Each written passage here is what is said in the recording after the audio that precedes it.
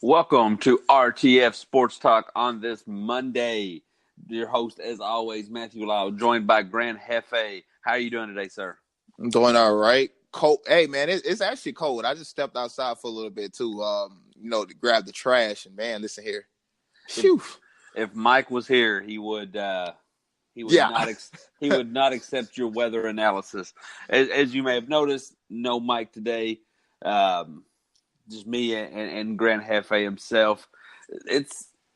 We're a little exhausted. I don't know why. I don't know if it was just because of a fun sports weekend. It's obviously Monday morning here recording. I don't know when it'll be when you're listening to this, but we do thank you for anyone tuning in and giving us a chance. So let's just recap on the great playoff games that we had this weekend. We're going to start with the first one.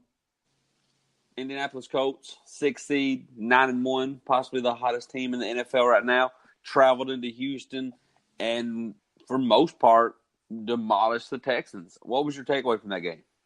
I thought the Colts, they started out pretty fast. Those first two drives in the first quarter that led to touchdowns, both was enabled by 2 third-down offside penalties. And I thought that really helped the Colts. T.Y. Hilton got going early on that very first possession. I think he had 63 yards on that on that very first possession. And after that, he kind of leveled off. And I thought Houston kind of struggled to get going. I think they were shocked that the Colts was ready to play so early and so fast. And I thought that they just got behind the scoreboard and they couldn't run the offense. Lamar Miller really couldn't get going. He had a decent game. Every time that he touched the ball, he did something with it. But they were just so far behind at the time. He couldn't really get anything going. Deshaun Watson seemed like he was struggling a bit with his accuracy. Seemed like he kept throwing a lot of balls in the dirt. They kept nosediving on. Andrew Luck was good. I came on here on Friday and I bashed Andrew Luck for how he played in playoff games. He stepped up. He played well. He did what he was supposed to do to get his team to the divisional rounds. Kudos to the Colts, man. Yeah, I mean, the game kind of was what I expected. I did expect a little bit more of a comeback from the Texans. The final score was pretty much what I would have predicted. But the problem is, looking forward, is the Colts being, quote-unquote, the hottest team in the NFL right now. The last 2 games they've played isn't going to get it done in Kansas City. And I know we're going to have our picks later on in the week. But the last 2 games, in the first quarter, they jumped out 14-0 versus the Titans and versus the Texans. And then collectively, I mean, in the Titans game, the Colts scored 2 late touchdowns. But for the most part, that game was never out of hand. And for this game, if he was playing Patrick Mahomes, you wouldn't say this game was ever out of hand.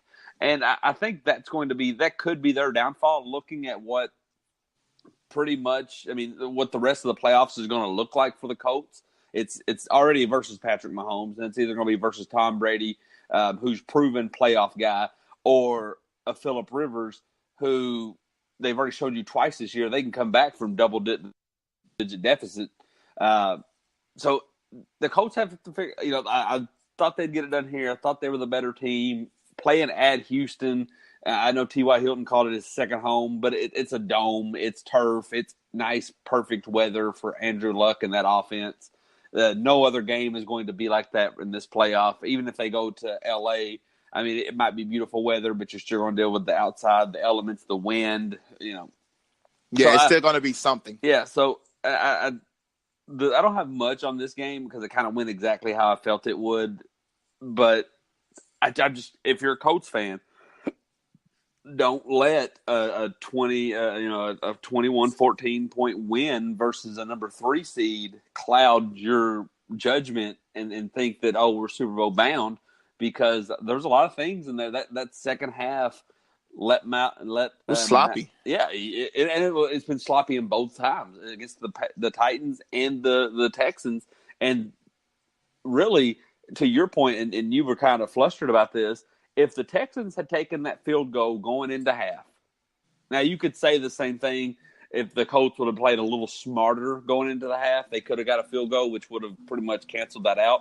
But let's just play the one side to this. If the Texans had gotten that field goal, they scored the touchdown, and then they scored that other field goal, midway through the fourth?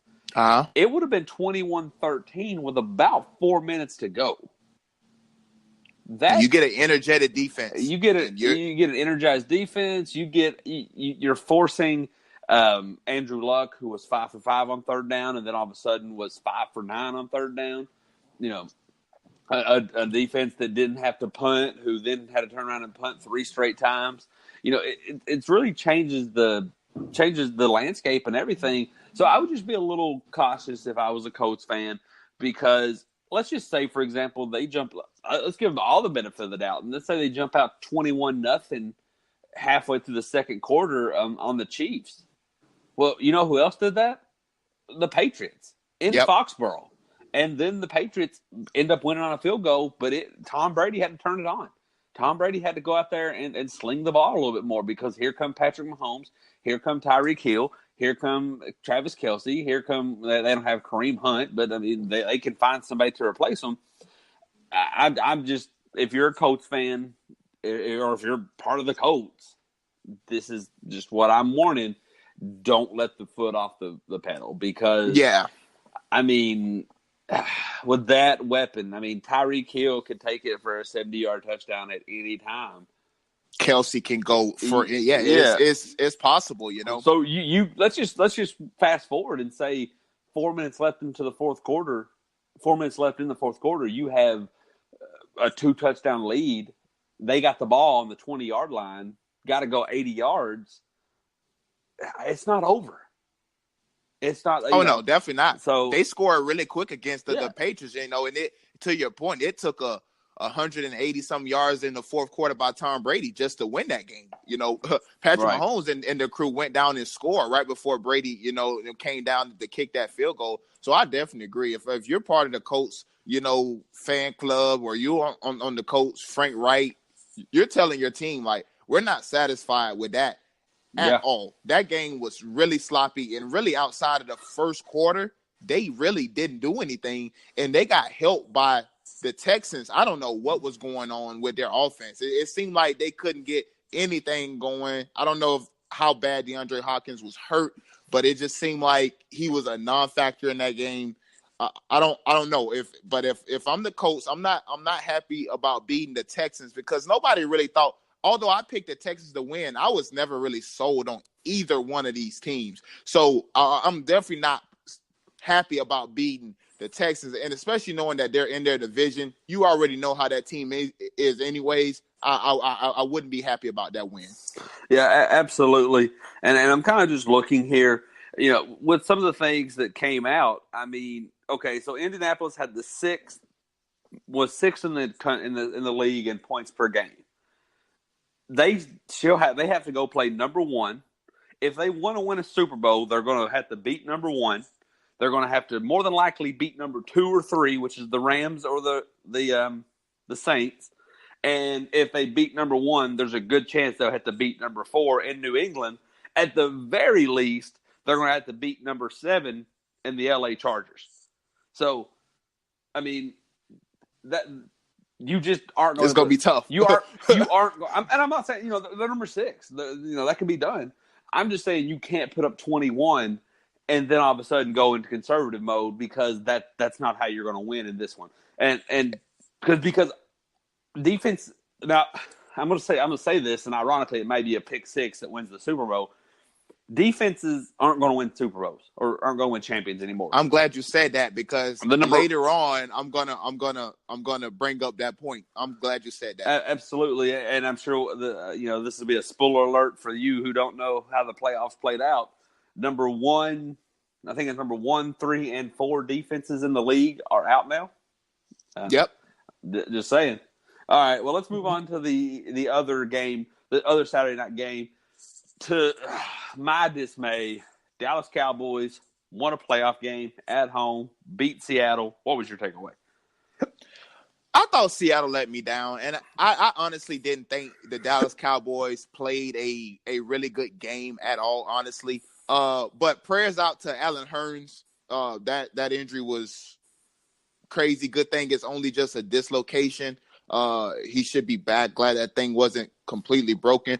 But the Seahawks, I thought they came in and whiffed, and I thought they took too long to get a lot of stuff going. I particularly didn't like that last drive. Just for me, I think I would have just went ahead and tried to kick the field goal. But anyways, the Cowboys did what they did. Zeke was a big part. When you can control the game on the ground, I think Zeke had a 160 something total yards, 137 on the ground. That's a good recipe. When Zeke gets 20 plus carries, you know that's a good thing. Dak really didn't play a good game. He got a lot of stuff going on the ground, which helps out his arm. You know, he did throw a pick, had one touchdown. Cooper kind of got it going late. But where was Doug Baldwin? Other than that one catch, nobody even knew he was on the field. And I was strolling through Twitter, and I was like, dang, man, they are locking Doug Baldwin up.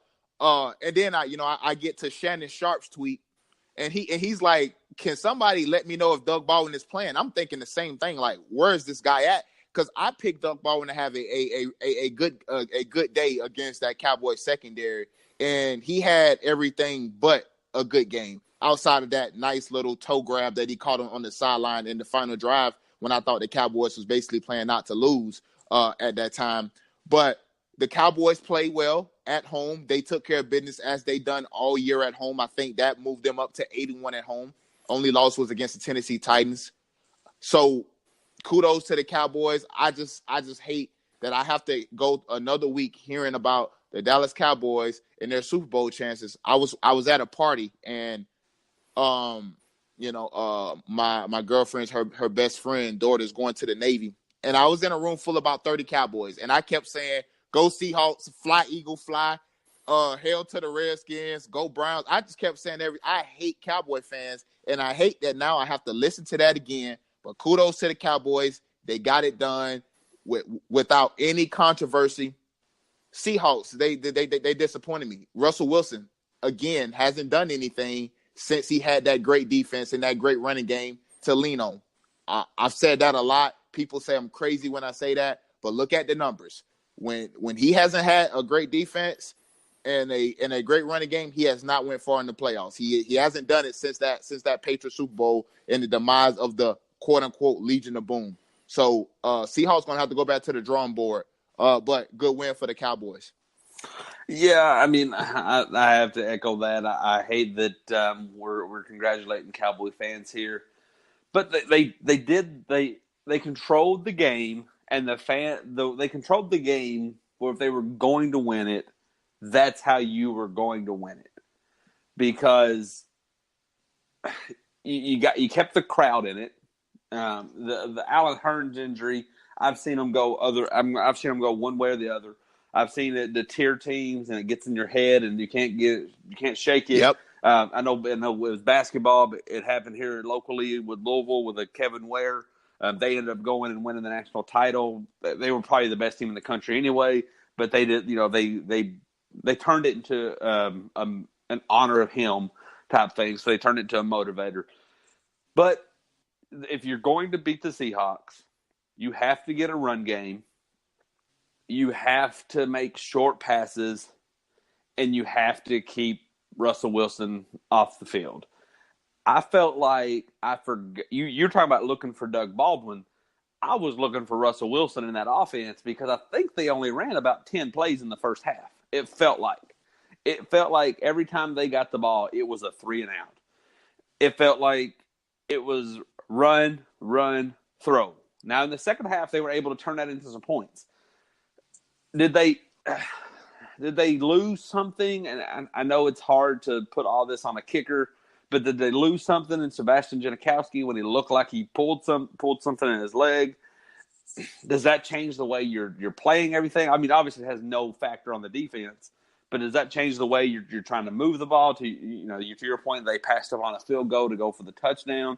I mean, either way, you're going to need the onside kick. I personally would have taken the easy points and onside kicked it. Yeah, exactly.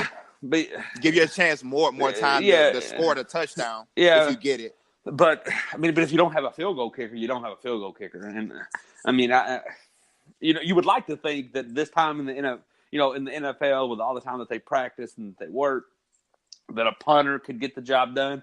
But man, how many times have we seen close, easy field goals just go whiff, just miss? Yep. Just extra points. So, and Pete Carroll's been a gambling man. You could probably say it won him a Super Bowl, but it also lost him a Super Bowl. I know you could definitely say it lost him one, but I'm sure in that year they won it. He took a lot of gambles. That's just who he is. Like I said, I just hate it because the Cowboy hater in me says, even though everything went the Cowboys' way, they could have easily lost this game if they would have been able to stop them on that 3rd and 18 and hold them to a field goal. I think the Seahawks win. I think that's Russell Wilson's time. When you give Russell Wilson a minute 30, whatever would have been left, and 80 yards to go, I would put my money on Russell Wilson. It didn't happen. Dallas's defense showed up. And I'll be honest with you, man, our fears, it's scary. I'm bummed out about this because if they go into L.A. and the Rams, who are 2-2 in their last 4, lay an egg, and the Eagles somehow continue Foes magic and beat the Saints, you're looking at the Cowboys, Eagles at Dallas NFC Championship game. I'm sweating bullets. You're talking about fear.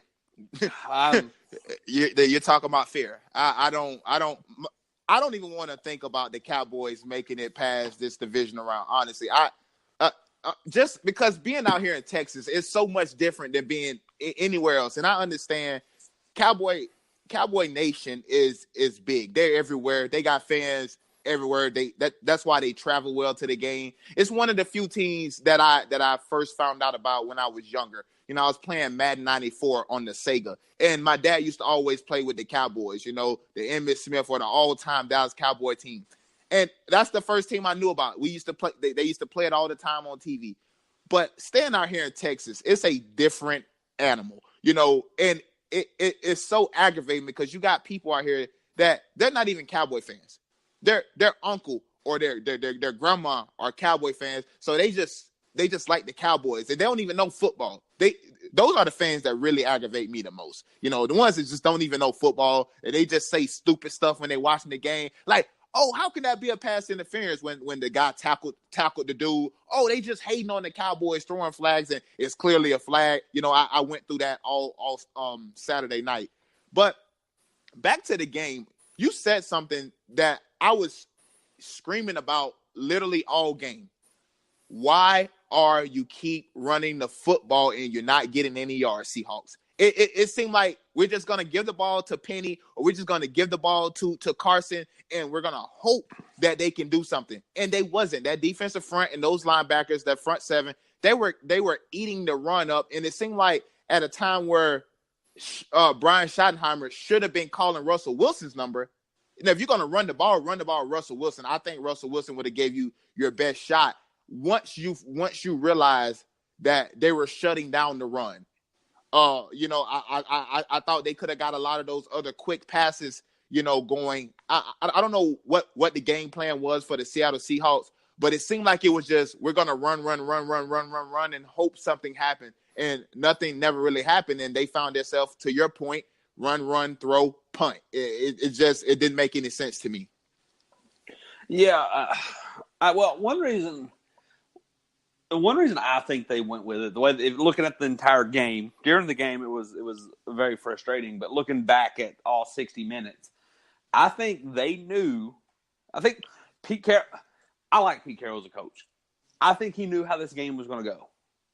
And because if you notice, as frustrating as the first half was with that run game, look what it opened up in the second half. Everything 20 yards down the field was there. There was times in the third quarter before it got completely frustrating and the defense of Seahawks just disappeared, that Russell Wilson would do a play fake, and he would play fake to the right, and the opposite end DN would come crashing down so hard that he would get in his own guy's way. and then Russell Wilson would roll out and just have a guy wide open.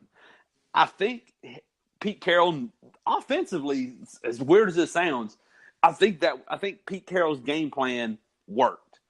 It's just the fact that he couldn't get – I mean, obviously he would like the run game to work a little better in the first half and not be down, but he couldn't get both sides of the ball to play good in the same half. In the first half, the defense showed up, except for that last touchdown. The defense was there. I'll give it to them. Second half, they just disappeared. Offense in the first half, non-existent. Second half, they was moving.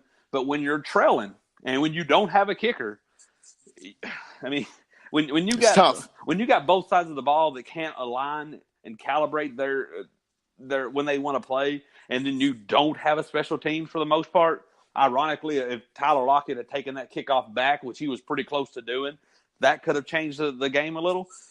It's just going to be tough.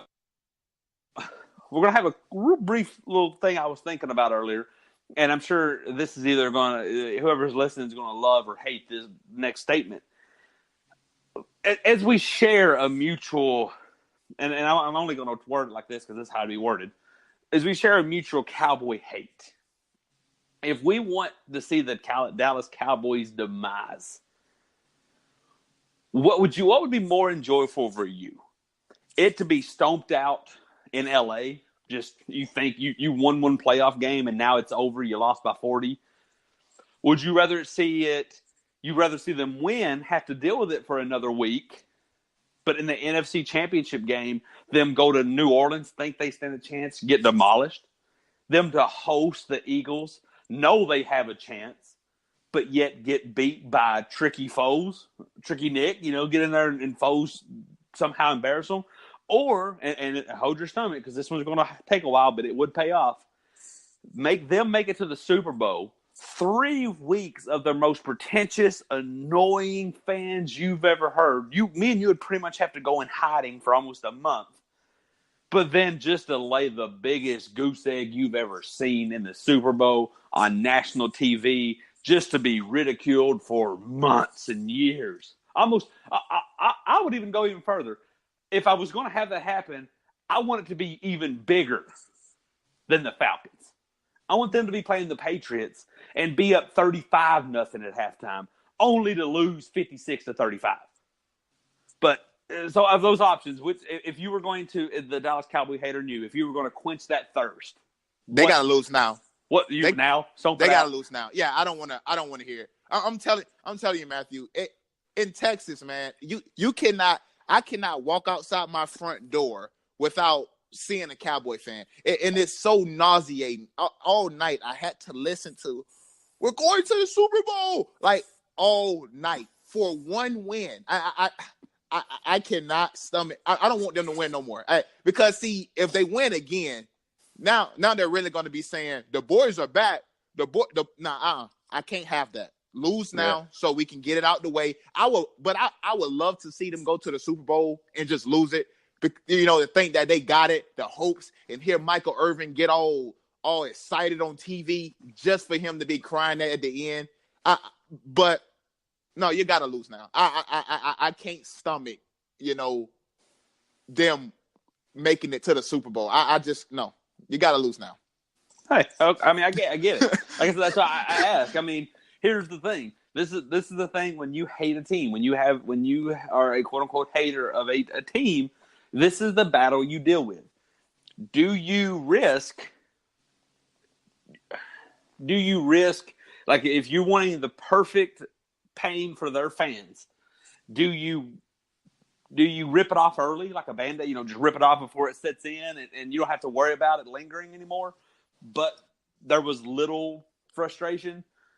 Or do you risk getting it to the mountaintop? Because just as easy as they could go and get Atlanta Falcons in the Super Bowl, they might win it. And then, yeah, they can win it. They can potentially beat any team that's left in the playoffs. No team that's left is unbeatable.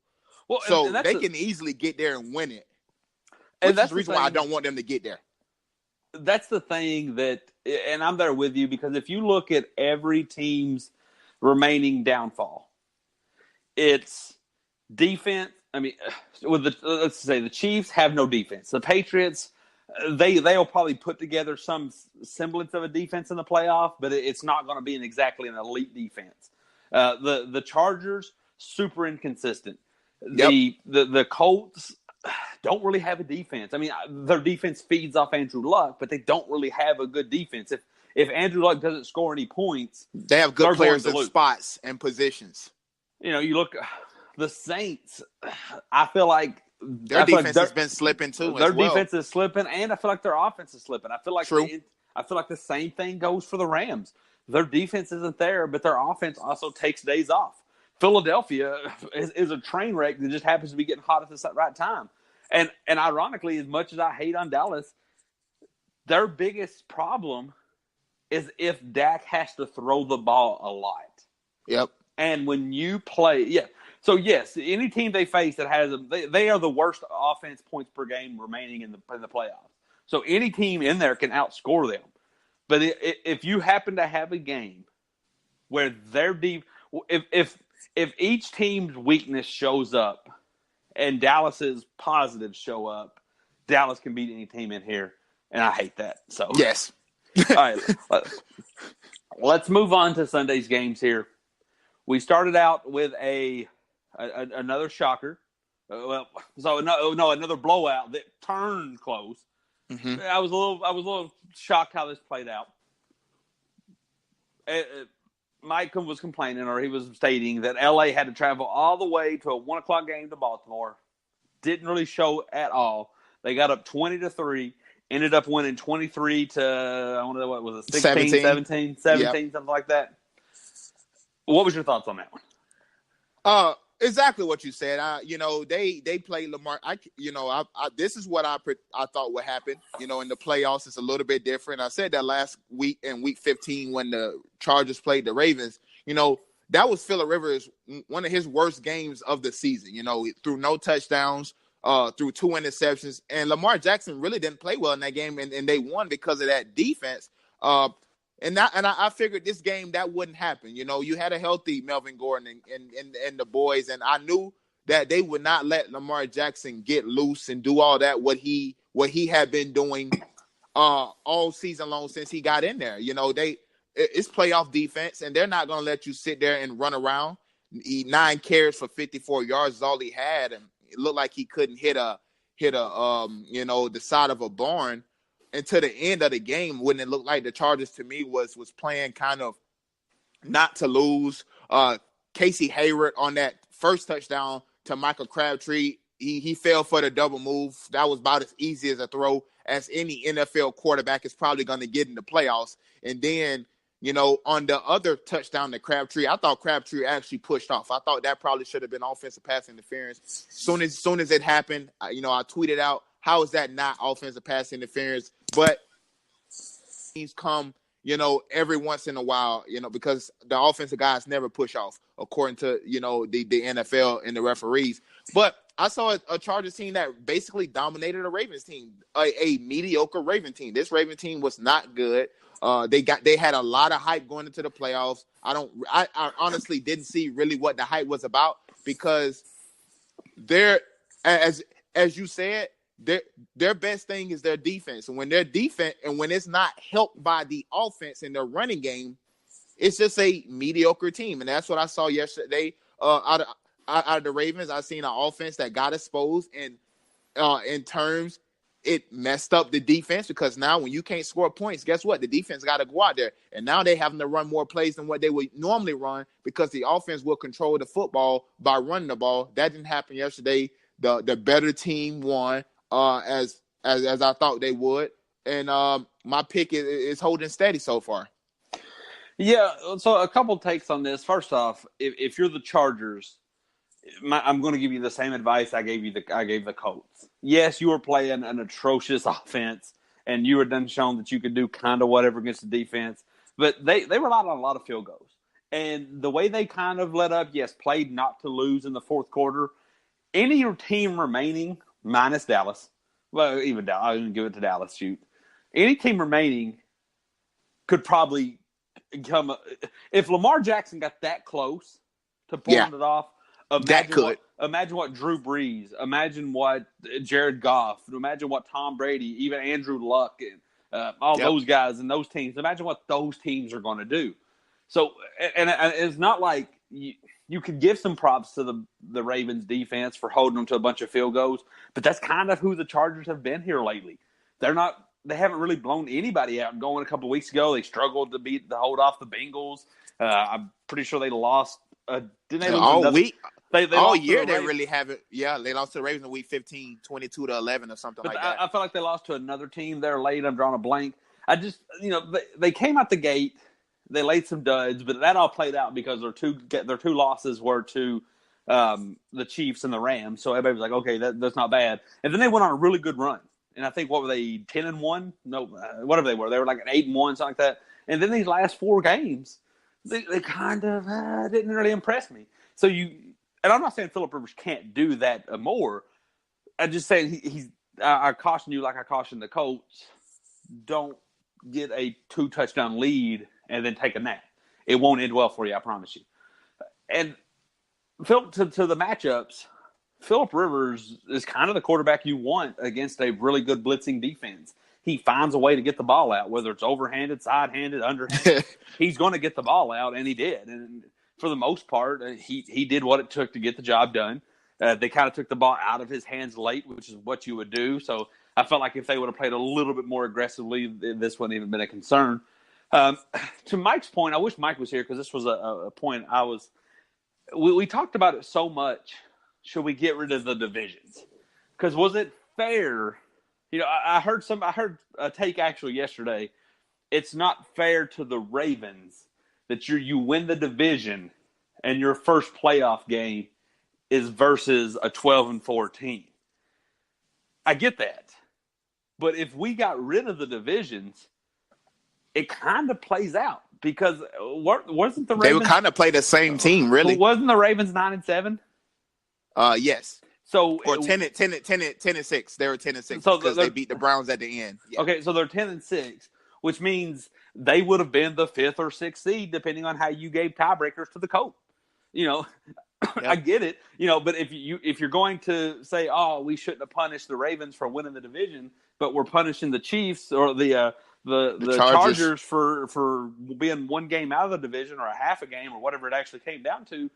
You got to remember, if we scrap divisions and just went off rankings, it's going to be what the Chiefs. The Chargers would have been the 2 seed, really. It'd have been the Chiefs, Chargers, Patriots, Texans, and then Colts or Ravens. So you're welcome, Ravens, because you could have had to go to LA, and instead you got to host a playoff game. Exactly, and I'm going to blame if you got to play the blame game. Now, look, I haven't done anything in my life as often and as thorough as these NFL coaches prepare for games. And I get it. When the going gets tough, you got to stick to what you've done. Well, you got to stick to what you spend 100 hours a week prepping. I get it. But I got to give some blame here to John whatever Harbaugh's down there. Is it John? John, yep. Because in the third quarter, especially seeing how the game ended, and obviously he didn't have that luxury, but in the third quarter, it was pretty much decided for the most part. You didn't go for Flacco, and that's fine. If Lamar Jackson's your future, you don't go for Flacco because it's kind of like a relationship. Things are going rocky. You don't bring in the ex. It just makes things muddy. So I get that. But why did it take you a whole nother quarter to even get out of the RPO set? Why did it take you a whole nother quarter to just say, we're going to let Lamar run around and sling it? Once the game went, why did it take you that long to say, you know what?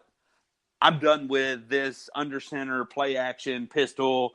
Why Lamar? Because there was one play, which was probably 70% skill or 60% skill, 40% luck, where he was really backpedaling, slung it, and it went over the defender's arm, and the guy caught it, and he went for another 20 yards. Yep. Like, look, you're not going to win a lot of championships like that, but when you're down by 14 points, you need to be doing that earlier. So, look, you can blame Lamar. Lamar's a rookie. He's the youngest player ever to be in the NFL. I don't know what his future to play in a playoff game. I don't know what his future holds. You can't really blame that offensive line in that run game because the Chargers said you're not getting anything here. When the receivers were called upon, they made plays. I just got to put it on. The defense did enough. I mean, you held a top 10 scoring offense out of the end zone. If you got to give some blame here, I got to give it to the guy who does this in Harbaugh and say changes had to be made earlier. If it was 23-20 or 13-10, I'd be all right. Keep doing that. It's going to work eventually. But you're down 2 touchdowns. They were out of the game. They were basically out of the game at one point, and the Chargers kind of let them back in by doing whatever. I felt like as a lot of teams do, they just try to milk the clock, and they kind of let the Ravens back in there. But at no point really was the Ravens really a threat. Well, I felt like from watching it, I felt like they were playing. So the third and the fourth quarter. In the fourth quarter, yes, I felt like they were playing to not lose. But I felt like in the third quarter, the Ravens made a lot of, or the Chargers made a lot of the decisions that if saw and taken advantage of could have worked. In the third quarter, the Chargers were loading the box. At no point did I see Lamar Jackson get in a set where he could take advantage of that. Tony Romo pointed out that there was a lot of 20 numbers in the linebackers, meaning the safeties were brought up. At no point in the third quarter did I see them try to take advantage of that. And then in the fourth quarter, it's too late. So, yep. I mean, yeah, you could say whatever you want about the Ravens. I think the bigger takeaway has to be on the Chargers. You can't play that kind of defense against any of the remaining quarterbacks, or you might be done. Especially, don't let Tom Brady have 80 yards in a minute and 20 seconds left. Oh, yeah. He's one of the clutchest players that I've ever seen. Because for sure. If you want to talk about silly plays, since you didn't get aggressive earlier on a 3rd and 18 for you to risk a 10-yard pass, that's the kind of pass that some random Patriots defender will knock down. You got to punt to Tom Brady with a minute 40 left. Good luck. That's all I'm saying. Yeah, good night. All right. Good luck. No, good night. Exactly. So, last playoff game of the weekend. The one me and you saw coming, Mike says he was on the bandwagon for him. He was pro Chicago Bears. I wish he was here to defend himself on this one. Bears lost to the Eagles by 1 point, 16-15, or whatever it was. It might have been 18-17. Yeah, 16-15. 16-15. What was your takeaway from that one, Billy? This game went about as I thought. My 2 best friends that I met when I was in the military, one that's out here with me now, and then one that I do the show with on Popular Opinion. Both of these guys are Bears fans, and I thought the Eagles would win because I just thought they were the better team, and I didn't trust Mr. Trubisky. And I've been saying this on and on and on. It doesn't matter how good your defense is. The name of the game is to score more points than the other team. I do not care how good your defense is. If you cannot score more points than the team you're playing, you're going to lose. And the Bears, all they talked about all year was Khalil Mack. And what have I been saying? I've been on the same train all year long. I don't care. It's not going to win games. He has not equal wins. Him and Lawrence Taylor, only 2 players that ever made Pro Bowl at linebacker and defensive end. Kudos to you. 4th Pro Bowl, third time All Pro. Man, listen, he got all the accolades, all the stats. How many playoff wins does Khalil Mack have? 0. It does not matter how good you are on defense. Your quarterback and your offense have to score more points than the other team. And when he was with the Raiders, Derek Carr couldn't score more points than the other team. This time around, you can't score more than 16 points. And that was my fear with Mitchell Trubisky. I came on here and said his last 4 games that he played, he had 4 touchdowns to 3 interceptions. Look at him yesterday. Only had 1 touchdown. And I thought they took advantage of the Eagles playing a soft coverage. They were killing number 29. Oh, my God. With Allen Robinson, that's how he got most of his yards. He finished the game with 10 catches for 143 yards. But he was just eating up 20. I can't remember his name. 29. Lord have mercy. But when you cannot score, you cannot win. And that's why I thought the Eagles would win this game. I just felt that this wasn't the year for the Chicago Bears. Kudos to Matt Nagy. He did his thing all year, coaching his team, getting his team, into the playoffs with a 12-4 record. But they're not there yet, and I don't think they will be until they get a better quarterback. Because Mitchell Trubisky is not going to get it done. And another thing, I think why they were behind in the chains, Jordan Howard, only 30-something yards in that game. When the run game doesn't bode well, Mitchell Trubisky also struggles. So that's really what I saw from the game. Cody Parkey at the end. I mean, every time whoever doing the game, whether it's Fox or ESPN or CBS, whatever, College Pro, don't matter what it is, whenever they bring up the stat that somebody has missed this many times or, they've done this, you can almost guarantee it's probably going to be a miss. And it's like clockwork. Every single time they do it, guess what happens? He misses it. That was his 11th missed field goal of the season. And the Bears lose. The Eagles, that's about what I thought. Foes magic continues. So there's a lot to unbox there. And one reason I wanted Mike here is because I feel like to add different flavors and spice to the show, Mike's very reactionary. Mike's very, the moment Lamar was struggling, he said trade him immediately, like trade him mid-game. Yeah. And me and you are more like, let's let the chips fall. So that's this game has a lot to share with that. Look, I'm not going to go that hard on Mr. Trubisky because I felt like he has a lot of potential, and I felt like that was that team's identity here. It's I'm going to give you 17 points. You don't give them any more.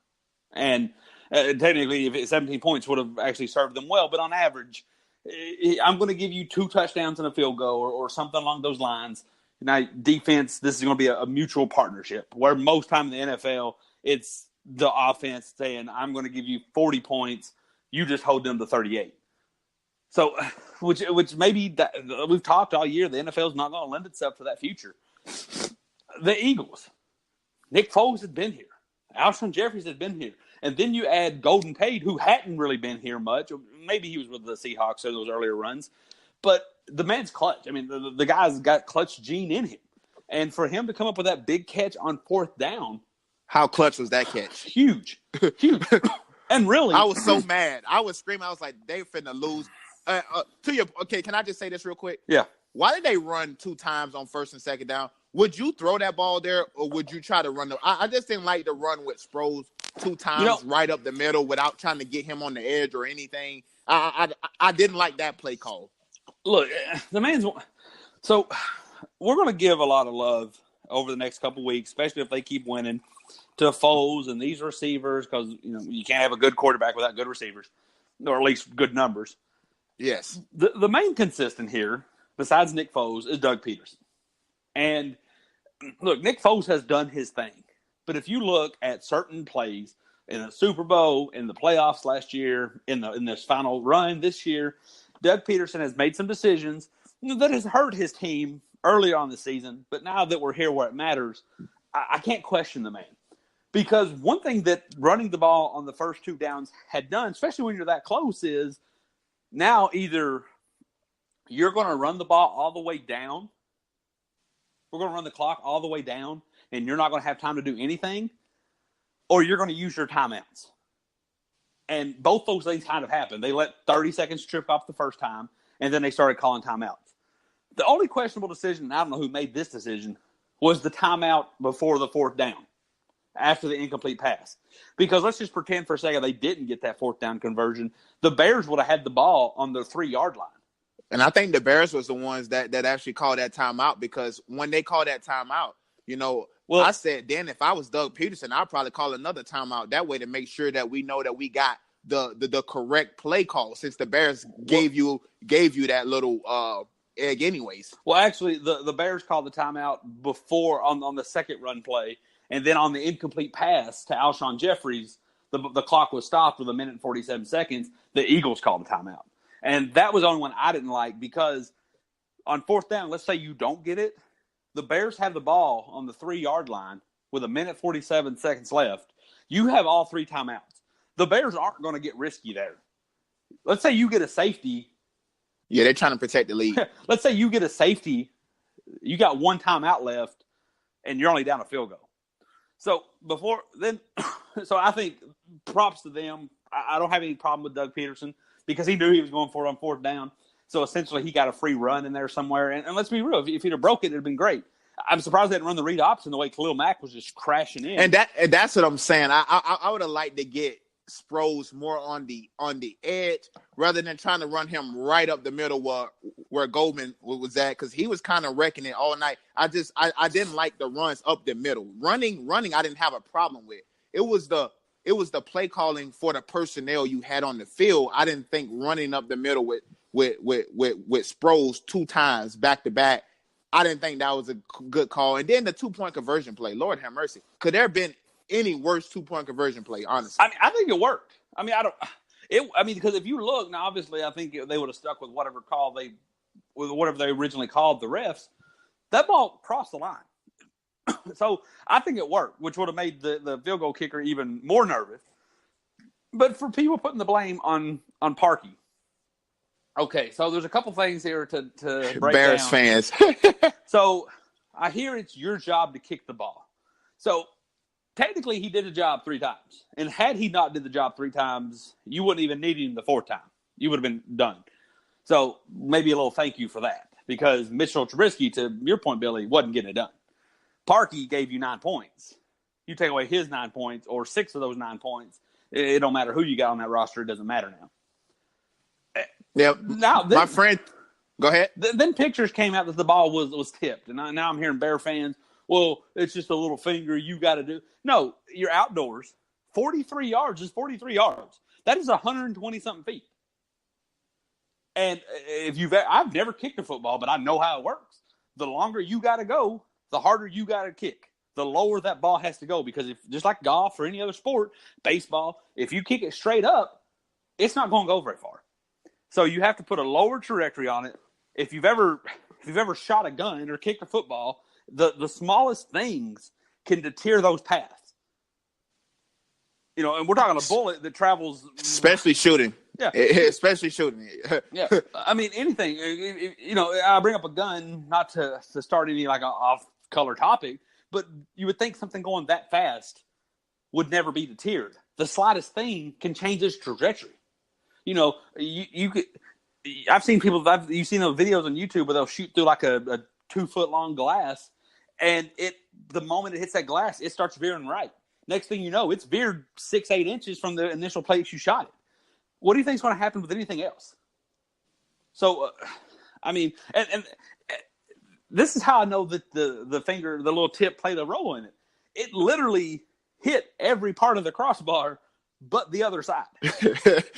So, yeah, that was because I thought it went in at first. When it first hit, and then it hit the crossbar, and then it bounced out, I was happy because I just did not have to hear, bear down and all that other stuff again. Now my friend texted me and he told me Cody Parkey is responsible for all the crime in Chicago for the month of January. That's how mad he was. Bears fan everywhere was pretty livid last night with Cody Parkey. I mean, I think too, before you go, I think it really wasn't about last night. It was about the 10 missed kicks all year long.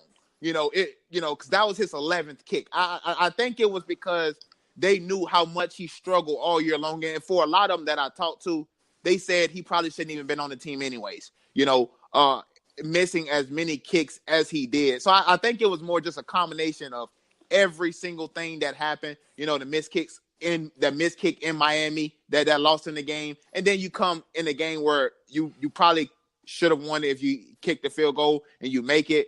And then you do the same thing. All his kicks has been hitting upright. So I think that's why they were more mad at Cody Parkey, because it's like you haven't made an adjustment yet, and all you keep doing is hitting the crossbar. I just think, look, I don't know. I mean, is the problem that I don't like with sports is that there was 60 minutes of football. There was a lot of mistakes. There was a huge 4th down given up. There was 2 big penalties that got the Eagles into that scoring position. There was letting Ertz run free down the middle of the field for a huge first down. There was bad passes. There was incomplete passes. There was bad runs, 34 yards from Howard. And we're putting this all on the kicker, which, look, and I say this, and the Super Bowl may come down to a missed kick, but I feel like the great teams, I feel like the teams that we talk, the Saints, the Patriots, even the Rams with Sean McVay, even though he's younger, and maybe even Doug Peterson now that he's been here. You look at the year, this has been a hideous year for kicks.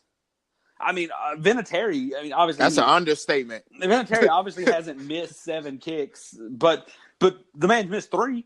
And for Vinatieri, that's like missing 12. Justin Tucker missed an extra point. For a man who's never missed an extra point, that's shattering. So I think as a team, you have to, as a coach, you have to be aware of this. Now, they did play aggressive and tried to get as close as possible. I don't know. I just felt like, yes, you can put it on Parkey, but Parkey gave you 3 for 4. He gave you 3 other points. He gave you 9 of your 15. It would have gave you 10 if you wouldn't have went for the 2-point conversion and tried the extra point. He gave you 9 of your 15 points. A lot of mistakes were made elsewhere. And you talked about the announcer curse. I think the real curse when it comes to field goals, so remember when the coaches started doing this timeout secretly with 1 second left right before field goal, and literally no one knew till the ball was already kicked.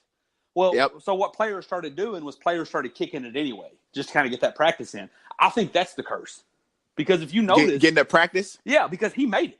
So here's the thing, because I think whatever happens the first time, the opposite happens the second time. We talk about it when that's normally how it happens, because we talk about it when 2 teams face each other.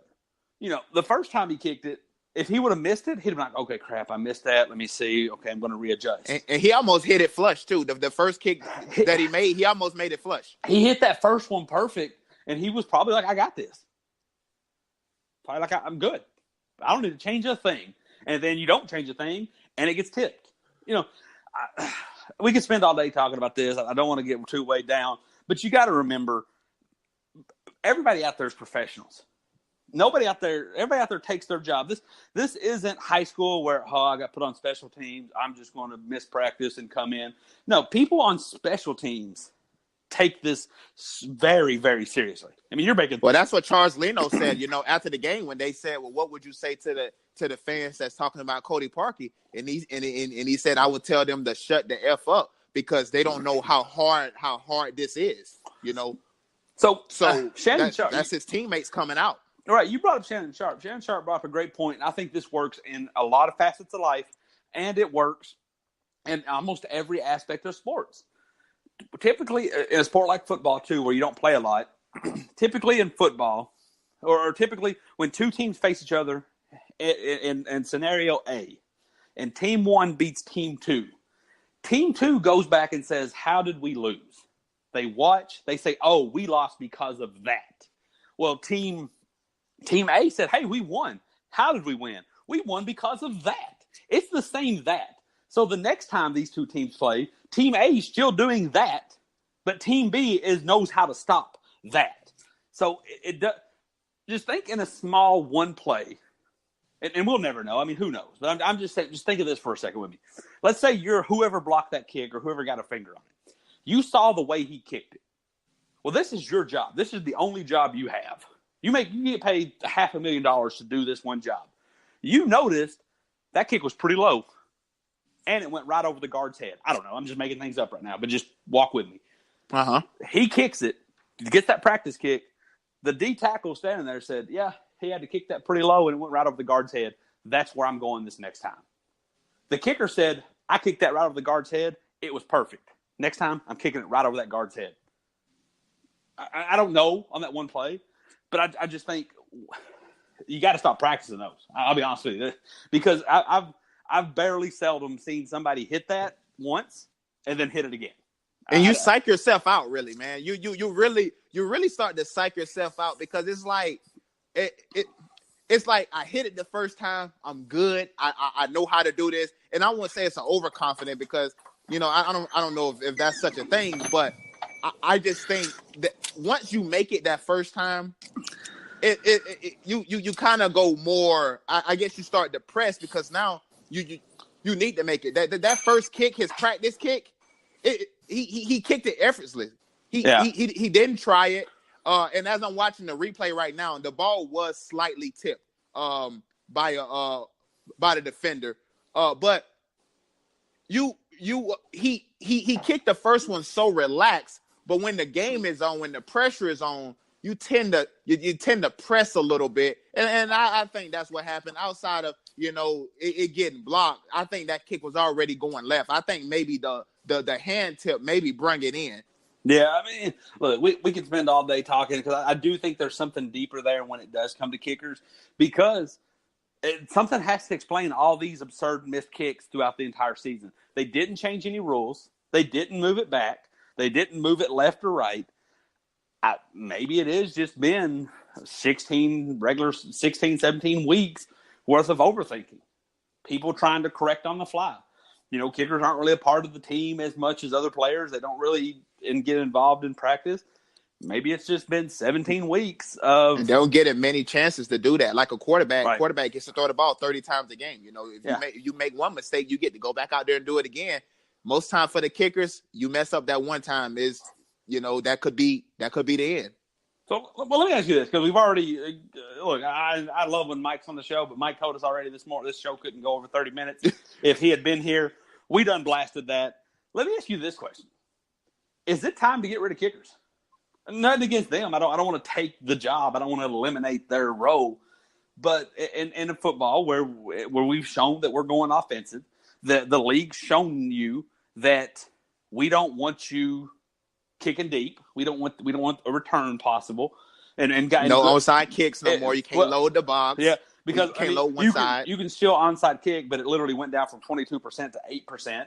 Which that's because they have to put them 5 and 5 now. You know how you used to be able to overload one side. The receiving team can't go cross the line to go block before the ball touches the ground. All these new stupid rules. Yeah. And then you got coaches. Then I think what you're going to have is you got coaches like Bill Belichick who like being petty, so they get a kicker who can kick it really, really high and it dropped right on the 1 yard line. So now you got a guy getting killed at the 1 yard line. Because the only thing less dangerous or as dangerous as creating a shield and running into each other is having 8 guys run at one guy who's not blocked. So I don't know. There's no perfect solution. Obviously, punting is a craft that, and I'm not saying that kicking isn't, but punting something that's a defensive part of the game. That's field position, flipping. Yep. I just wonder, is it time? Because I think the NFL loves this. Because I think they would love to get rid of kickers and just say, you know what, everybody's going to go for 2. Everybody's going to start at the 25, and everybody's got a fair catch. So my problem is with that is, and I agree. I think it for guys like me and you, we've talked about this before, and I wouldn't mind having the kickers be eliminated. But my problem is when you get a game like last night, when a kicker or a field goal kick can win or lose you the game, what do you do in that spot? Because now you'll be telling the Chicago Bears you're going to have to try to throw a 43-yard Hail Mary now.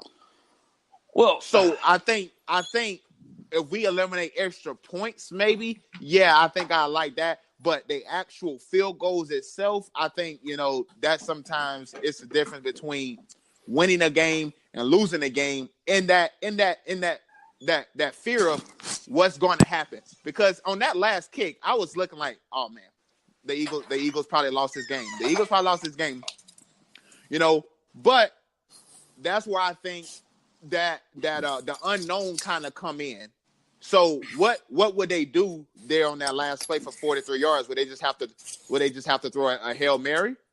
Well, so that's a good question, and I think the first thing you got to do is you got to step back and you got to look at the big picture. You got to look at that entire game, a game where I think Philadelphia hit 2 field goals and Chicago hit 3. You got to take those away because it's not like this is just going to go into effect the final 2 minutes. This is going to be a rule for the entire 60 minutes. So now everything that was a field goal, them guys were going for it. So let's just say Chicago scores on one of those touchdowns and Philadelphia doesn't score on any. Well, then Chicago doesn't need that. Or let's just say Chicago scores on one, Philadelphia scores on both. they need a touchdown either way. And I think when you know that's not an option, when you know that kicking at 43 yards isn't an option, your whole play calling changes. Dinks and dunks when you get around the 40 aren't going to be a thing. That little 5-yard dump off he did to the tight end isn't going to happen because 5 yards means nothing when you need 40. So it would definitely be interesting. And I'm not saying that, shoot, you might even come down to that game and with everybody going forward on fourth down, still might have been down by 2 points or 1 point. But I think when that's not even an option, you don't even say what if. I mean, because it would be along the lines of what if there was a 4-point field goal at 50? You know what I'm saying? Like when it's not even an option, you can't even consider it. Like it'd been great if there was a magical 4-point kick that another team could have done later on, or a 10-point. If you throw a touchdown over 70 yards, it's worth 10 points. That would have changed how Russell Wilson played against the Cowboys. So once it becomes an obsolete rule, once it becomes a part that's not even everybody the game, adjusts. Yeah, you just adjust. I mean, so I don't know. I think it'd be fun, but I think the NFL isn't done, and you're not going to like this statement. The NFL isn't done doctoring up the offense. Oh yeah, I already know it's coming. I think before the NFL is ready to remove those kickers, because guess what? The kickers are still points. That's still part of the offense. Yep. Before the NFL removes that 6 points a game, they need to make sure that the offenses are ready. So it sounds really like diabolical and like we're talking in secret labs, but the NFL offenses as a whole needs a little bit more doctoring and a little bit more grooming. But I think when they get to the point where your Nathan Petermans are throwing for 20 touchdowns and 6 interceptions, and yes, that could happen. That's what they want. That's when you'll see we don't need the kickers anymore because our offense will be exciting enough. Yep. So then it becomes. I think they're still wanting to. We're going down a whole conspiracy theory path with this, but it's probably pretty true. They want to figure out a way to solidify the run game, because what's happened more this year, more than probably any other year recently, is feast or famine type runs. 1 yard to negative 3 yard runs, and then 15-yard runs. 2-yard run, 2-yard run, 20-yard run. I think the NFL wants to get to a consistent 5-yard run, because then when they've created whatever rule that might be, 2-point conversions become a blast. Because you can run it, you can throw it, you can do something. They want to get that part solidified. So keep an eye on that for the next couple of years. All right. Like I said, Mike would have hated the show. We've gone way too long, but we still got to talk about the most important thing tonight. Clemson, Bama. Give me your takes. I think this game is going to be a really close game. I don't see, I hear a lot of people, and the money line right now is only 5.5 for Bama. So I think that's about right. I think that's where it's going to be at. But amongst, people, the human brain, I think a lot of people are writing Clemson off, and they are writing Clemson off because a lot of people have not seen Clemson play this year. I say this a lot, and I know I'm an ACC guy. But this Clemson team is really good. They haven't played anybody all year. I get it. They have a soft schedule. The ACC is this, whatever.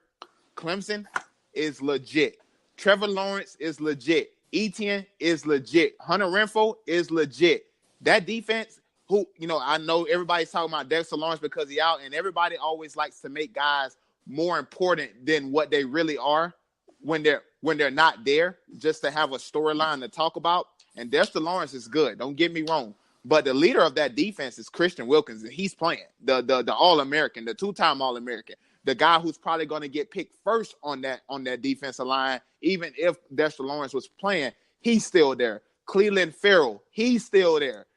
I think both of them guys would have got picked before Lawrence regardless. So for me, I think Alabama's going to win. Alabama will win this game. I think they are better offensively, defensively, and special teams. I think they're going to pull away with it. But what Clemson has to do, if they want to have any shot in this game, is get to Tua and get to Tua often and get to Tua early. And when they get there, let him know that there's there. If you let Tua stand back in the pocket and jump around and do his little thing, it's going to be a long night for Clemson. But I think Clemson will make this game competitive. Trevor Lawrence can sling it. He will test those DBs out. We're going to see a good game tonight. Alabama wins, I think, in a close one. I think it's going to be 35-31 Alabama.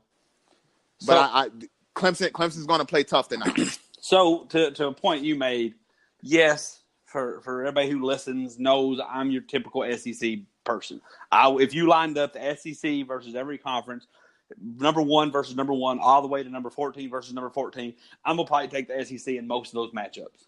But that doesn't mean that I live in a world where there's this or that. I live in a world where there's no middle ground. So, yes, Clemson hasn't played anybody. And when they did play Texas A&M, it was a close one. But I don't overreact to things like that because I do think no matter what people say, even though when they're trying to be petty and they're trying to be argumentative, they say, oh, if you're a college or pro athlete, you got to play every game. Every game's important. No, it's not. Stop it. That's ridiculous. What's not important is week 2 versus Texas A&M. What's not important is Michigan in the Rose Bowl. What's not important is Georgia in the Sugar Bowl or Alabama versus Citadel. Those aren't important. There's a little bit of importance to it, but not enough. If you notice, Clemson played right, just like the Clemson-Syracuse game. Oh, Syracuse almost beat Clemson. Yeah, but they didn't. Because when it became important, Syracuse and their quarterback was out. Right, but even with that being the case, when it came important, Clemson showed you, yep, we got this. So I think Clemson is going to play great. I think Clemson is going to bring its A game. Trevor Lawrence is going to bring its A game. I just don't think it's going to be enough. The only thing I'm going to ask you, and I'm going to let you leave on this one, or let us end this discussion. I'm going to give you 5 options. I want you to rank them of likelihood. Option number 1, Alabama wins, huge blowout, 50-0. Option 2, Clemson wins, huge blowout, 30, 40, 50-0. Option 3, much like Oklahoma, Bama gets a huge lead, but lets Clemson get back in it so it looks respectable. It still looks close. Option 4, the exact opposite happens. Clemson gets a huge lead. Bama comes back, makes it look respectable. Or this game is neck and neck the entire way. You score, I score, you score, I score. We get a beautiful game, kind of like we've had every time they played.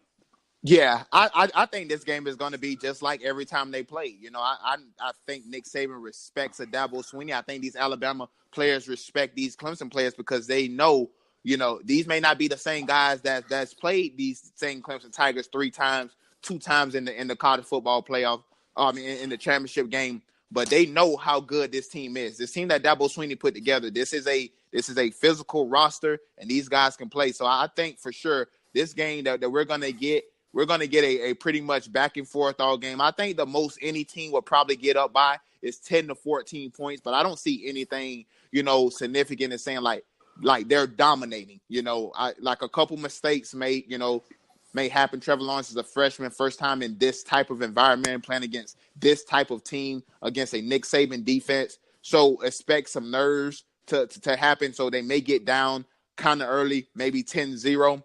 But I think the whole time you would never be saying, oh, this game is Alabama. Oh, this game is Notre Dame when Clemson played them. I think it's going to be a good game all the way throughout. Yeah, I'm going to agree 100% with that. The thing that I think is going to happen is, yes, I do think both teams. I think this is going to be the college version of Rams versus Chiefs, where, yes, one team got up 10, but you scored 14 points in 25 seconds. That was a pick 6. Yeah. That was a 70-yard pass. That was a 50-yard run. So, yeah, I went up 14 points, but there's still 13 minutes left in this quarter. And I don't think until at least not to the very, very end, when teams get desperate or whatever team gets desperate and starts playing out of character, I don't think until the very, very end are you going to see a 8-minute, 15-play drive that goes up 2 touchdowns. I think you might see that early. I think early both teams are going to say, okay, we got to be very methodical and keep it away from that other person over there, and they're going to go smart. Because I think when Bama played Oklahoma, even though they knew Oklahoma could do whatever on offense, they knew they could do whatever on defense. They wouldn't embarrass. They wouldn't embarrass Kyler Murray. So they wouldn't embarrass him. But like you said, there's that respect for Clemson. So I could easily see, Alabama gets the ball, they score. It takes 6-7 minutes. Then sometime in the first quarter, Clemson scores, and it takes 5-6 minutes.